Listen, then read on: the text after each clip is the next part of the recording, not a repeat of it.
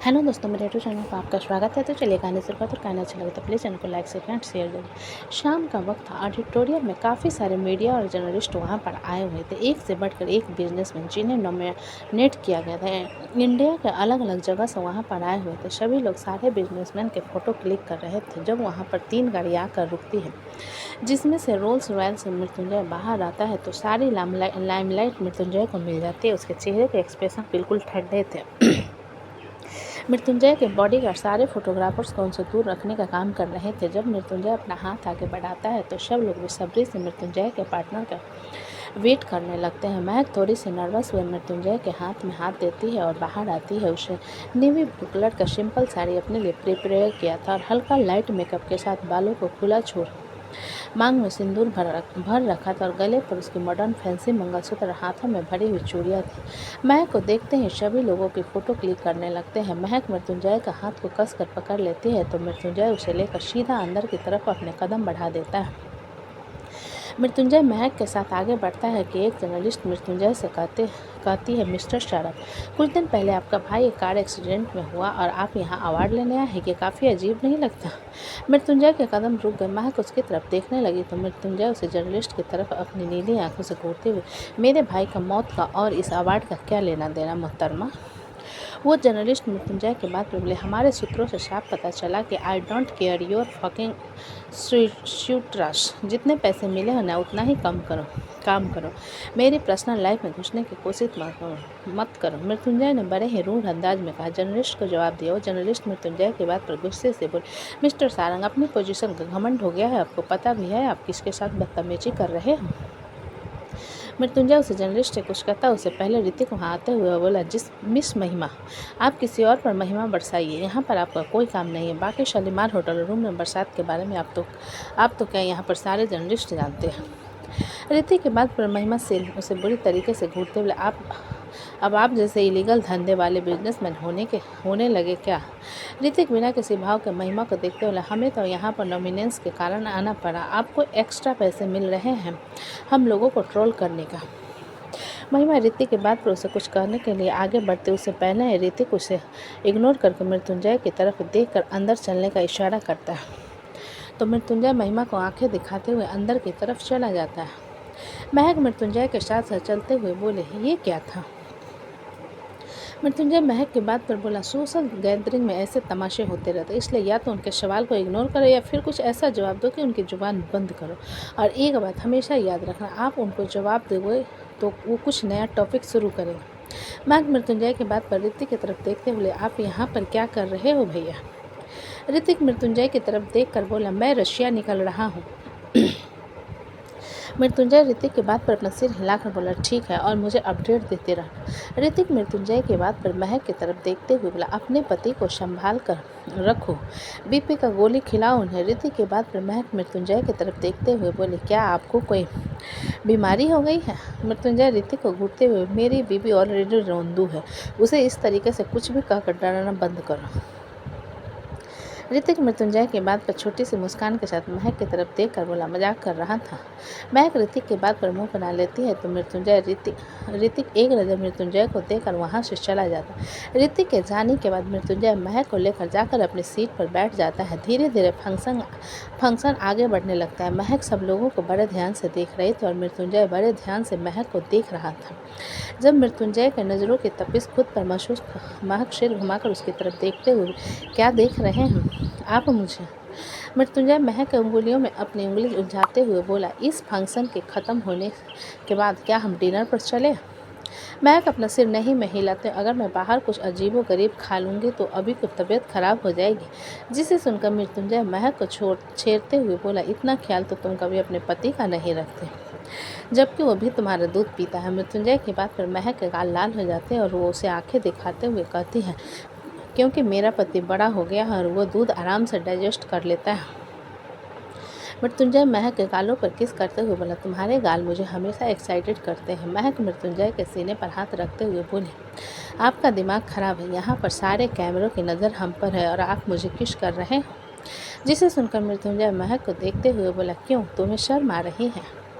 महक मृत्युंजय से कुछ कहते उससे पहले उसका नाम अनाउंस होता है, लेकिन मृत्युंजय अभी भी महक को देख रहा था। महक मृत्युंजय के हाथ को छुड़ाने की कोशिश करते हुए बोली, आपको स्टेज पर बुला रहे हैं।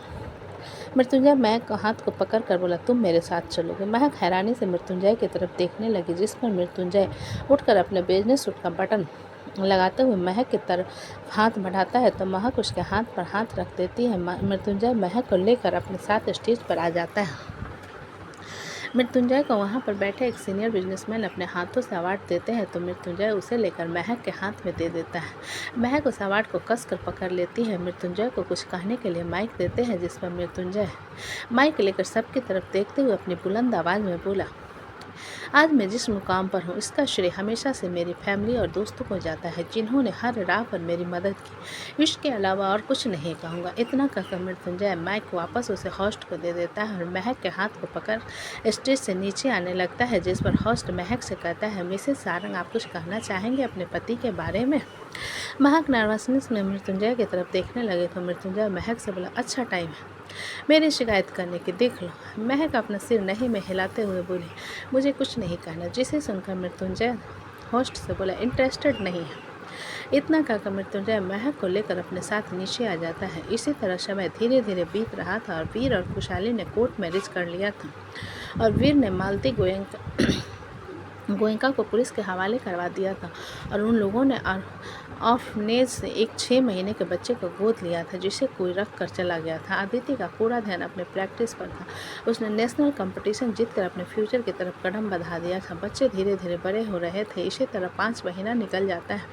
इन 5 महीना में बहुत कुछ बदल चुका था। अदिति वो अदिति नहीं थी जिसकी मासूमियत उसके चेहरे पर दिखती थी। आज वो लुई विटॉन ब्रांड के मॉडल थे। जहां तक पहुंचने में उसकी पूरी फैमिली, उसके फ्रेंड ने उसकी मदद की। सुबह का वक्त था। आज सारंग विला में एक छोटा सा फंक्शन था। क्योंकि बच्चे के मुंह जुठाई हो रही थी, इतने वक्त में सुधांशु मुंबई नहीं आया था। क्योंकि उसने डायरेक्ट अपना काम ज्वाइन किया था, इसलिए उसे घर आने का मौका ही नहीं मिल रहा था। लेकिन आज वो वापस आने वाला था। मीरा का 9वां महीना शुरू हो गया था और जिसके एक हफ्ते बाद रक्षाबंधन था। अब अदिति अपनी स्टडी प्राइवेट कर रही थी। सबकी लाइफ लगभग नॉर्मल हो चुकी थी। अभी तक कुणाल का आता पता नहीं था और ना ही विप्लव ने भाव्या के बारे में पता लगाने की कोशिश की थी।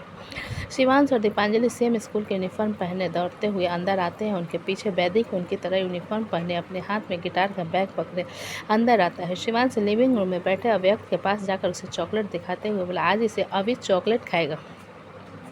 शिवांश के हाथ में चमक रहे चॉकलेट को देखा अव्यक्त हाथ आगे बढ़ाकर उसे पकड़ने की कोशिश करने लगता है। तो शिवांश हाथ पीछे करते हुए कहता है, पहले तुम्हारी मुंह जुठाई होने दो, उसके बाद खाना। महक किचन से बाहर आते हुए शिवांश, दीपांजलि और वैदिक की तरफ देखकर बोली, आप लोग जाकर कपड़े चेंज कर लो। फिर दीपांजलि की तरफ देखते हुए बोले, दीपा, तुम्हारे पापा ने तुम्हारे कपड़े भिजवा दिए हैं मेरे कमरे में। दीपांजलि महक की बात पर अपना सिर हिला देती है और जल्दी से उनके कमरे की तरफ चली जाती। महक अव्यक्त के पास आकर उसे अपनी गोद में उठाकर शिवांश और वैदिक की तरफ देखते हुए बोले, आप लोग भी जाओ, मैं अव्यक्त को रेडी कर देती हूँ। महक की बात पर दोनों अपना सिर हिला देते हैं और कमरे की तरफ चले जाते। अदिति, विप्लव, विकल्प, फलक, रिया अंदर आते हैं। अदिति जल्दी से रचना के पास जा उल्टा खड़ी होकर बोली, मॉम, मेरे बाल कैसे लग रहे हैं। रचना समृति को अपनी गोद में पकड़े अदिति के बाल की तरफ देखते थे। समृति जल्दी से हाथ बढ़ाकर उसके बाल को जोर से खींच देती। अदिति अपने बालों पर हाथ रखते हुए सिर घुमाकर समृति को घूर कर बोली, बदमाश लड़की, मेरे बाल क्यों खींच रही है। वैशाली दूध का बोतल पकड़े किचन से बाहर आते हुए अदिति से बोली, काहे कि हमारी बेटी को तुम्हारे से ये रंगीन बाल बिल्कुल पसंद नहीं आया। जिसे सुनकर अदिति छोटा सा मुंह बनाकर वैशाली की तरफ देखते हुए बोली, लेकिन ये तो अच्छे लग रहे हैं। मैंने डार्क ब्लू करवाए हैं और सजेस्ट किया था वापी ने। रिया अदिति की बात सुनकर बोली, इसलिए मैंने पहले ही कहा था बैगनी कलर करवाओ, लेकिन तुम्हें तो अपने वापी की सुननी थी, इसलिए देखो समृति को भी पसंद नहीं है। अदिति रिया की बात पर समृति की तरफ देखते हुए बोली, रिया दीदी कह रही है क्या सच है, तुम्हें मेरे बाल अच्छे नहीं लगे। समृति अपने हाथ को आगे बढ़ाकर टटोलने लगती है तो अदिति अपने हाथ को समृति को दे देती है। समृति दूध के बोतल को वैशाली के हाथ से लेकर अदिति के हाथ में दे देती है। तभी उन सबको चौपर लैंड होने की आवाज़ सुनाई देने लगी, क्योंकि मृत्युंजय एक हफ्ते से बाहर था। चौपर लैंड होने की आवाज़ पर अदिति खुश होते हुए रचना से बोली, मॉम भाई आ गए। रचना अदिति की बात पर अपना सिर हिलाते हुए, ठीक है, घर में फंक्शन है, उसके बेटे की मुझ उठाई है, आएगा कैसे नहीं, तुम जाकर कपड़े चेंज करना। अदिति अपने हाथ में पकड़ा बैग विप्लव के हाथ में देते हुए बोली, वापी इसे मेरे कमरे में रख दो, मैं भाई से मिलकर आती। विप्लव अदिति के बाल को पकड़ते हुए बोला, क्यों मैं क्यों नहीं जाऊंगा, मैं भी जाऊंगा भाई से मिलने, तुम जाओ अपने बैग को रख कर आओ। अदिति विप्लव को मुक्का मारते हुए, तुम्हें शर्म नहीं आती, छोटी बच्ची पर हाथ उठाते हैं। विप्लव अपने पीठ को चलाते हुए, रोज पंचिंग बैग को मार मार कर तुम्हारे हाथ में मर्दाना हो गए हैं, कितना दुख रहा है। अदिति विप्लव के बात को इग्नोर कर बैग विकल्प के हाथ में दे मासूम सा चेहरा बनाकर बोली, भाई प्लीज़ आप रख दो। विकल्प अदिति की बात पर अपना सिर हिलाते हुए, ठीक है मैं रख देता हूँ। तभी वहाँ पर राजीव और रिद्धिमा भी आ जाते हैं। उनका बेटा रिद्धम भी अब 7 महीने का हो चुका था। उसका बेटा बिल्कुल शांत और प्यारा सा था। अदिति राजीव को गोद से रिद्धम को लेकर बोली, मैं इसे लेकर जा रही हूँ। इतना कहकर अदिति घर से निकलते हुए हेलीपॉड की तरह अपने कदम बढ़ा देती है। उसके साथ विप्लव, फलक और रिया भी आ जाते हैं। अदिति के जाने के बाद राजीव वैशाली की तरफ देखते हुए बोला, तुम्हारी संगति में वो बिल्कुल तुम्हारी तरह हो गई है। वैशाली राजीव की बात पर बोली, तुम हमरे ऊपर काहे चढ़ रहे हो भाई, हमने नहीं कहा था उसको ऐसा रहने के लिए। अब वो बॉक्सिंग करती है तो आपको खुद डर लगता है, तो हम क्या कर सकते हैं इसमें। जिसे सुनकर राजीव अपनी आंखें छोटी करके बोला, तुमने देखा उसे, आंधी की तरह आज तूफान की तरह मेरी औलाद को लेकर चली गई, तो आपको भी चले जाना चाहिए था उसके साथ साथ। रिद्धिमा ने राजीव से कहा। जिसे सुनकर राजीव रिद्धिमा को घूरते हुए बोला, मैं तुम्हारा पति हूँ, तुम्हें मेरा साथ देना चाहिए। रिद्धिमा अपना सिर नहीं में हिलाकर बोली, आप बकवास कर रहे हो, इसलिए मुझे आपका साथ देने की कोई ज़रूरत नहीं है। उसके बाद समृद्धि के पास जाकर उसे अपनी गोद में उठाते हुए, हेलो समृद्धि बेटा, आप कितनी प्यारी दिखती हो, मुझे न बिल्कुल आपकी तरह प्यारी सी बेटी चाहिए। अमृत नीचे आते हुए बोले, बहू बना लो, मेरी बेटी को परमानेंट तुम्हारे पास चली जाएगी। राजीव अमृत की बात पर बोला, तू मजाक कर रहा है। अमृत राजीव की बात सुनकर बोला, तुझे क्या लगता है तू मजाक ही कर रहा है, राजीव ने कहा। जिस पर अमृत अपना सिर हिलाते हुए बोला, हो मैं मजाक कर रहा हूँ तो दांत दिखाना बंद कर और चल तैयारी करते हैं। राजीव अपना सिर हिला देता है और वो लोग मंदिर की तरफ चले जाते हैं। सब उन्हें कन्फ्यूजन में देखने लगते हैं। वैशाली थोड़ी तेज आवाज़ में अमृत से बोली, क्या चीज़ की तैयारी कर रहे हो, पंडित जी को तो आने दो। अमृत वैशाली की बात सुनकर बोला, सरप्राइज़ है, पंडित जी का कोई लेना देना नहीं है। उसकी बात सुनकर सभी लोग उसे देखने लगते हैं। उधर अदिति चौपर की तरफ आती है तो देखती है मृत्युंजय चौपर से बाहर आ रहा था और राघव भी उसके साथ ही था। अदिति अपने कदम उसकी तरफ बढ़ाते हुए बोली, भाई आप ये कहते हुए अदिति की आवाज़ उसके गले तक ही रह जाती है जब उसकी नज़र मृत्युंजय के पीछे उतर रहे शख्स पर जाती है। अदिति भूत बने मृत्युंजय के बगल में खड़े शोभित को देख रही थी। जब शोभित की नज़र अदिति पर की तरफ गई, उसके चेहरे पर मुस्कान आ गई। मृत्युंजय अदिति की तरफ देखकर शोभित की तरफ देखने लगता है तो शोभित अपने कदम सीधा अदिति की तरफ बढ़ा देता है। अदिति शोभित को अपनी तरफ आता हुआ देखकर और ज़्यादा नर्वस हो जाती है और रिद्धम को अच्छे से पकड़ लेती है तो रिद्धम अदिति की तरफ देखने लगता है। शोभित अदिति के पास से होकर गुजर उसके पीछे आ रहे विप्लव को कसकर गले लगा लेता है।